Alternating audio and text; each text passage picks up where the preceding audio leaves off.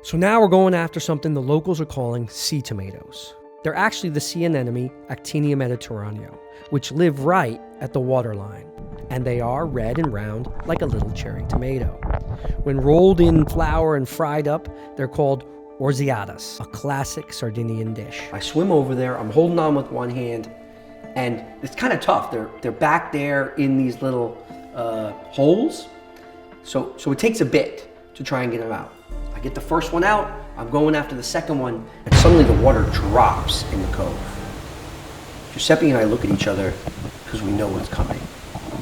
Big waves. It's really deep. Boom, boom, boom. I am smashed up against the rock. Giuseppe turns, grabs me, and starts pushing me out.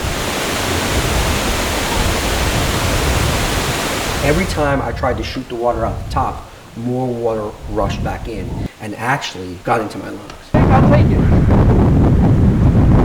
I felt like I could die.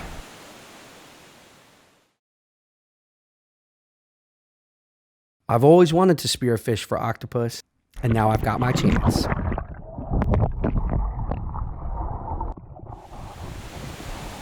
Big waves. It's really deep.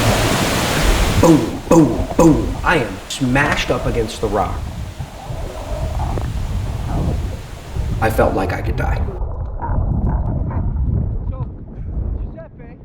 Giuseppe finally drags me out of this cove as the crew claps. Good job, that looked incredible. But only Giuseppe and I knew what had just happened.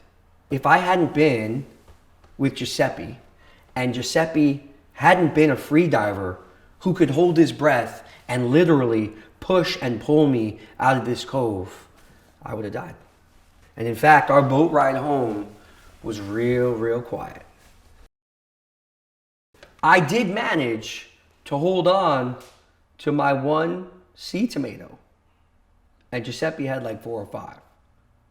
So, ingredient 3 down. Most dangerous ingredient on From Scratch so far? Sea tomatoes.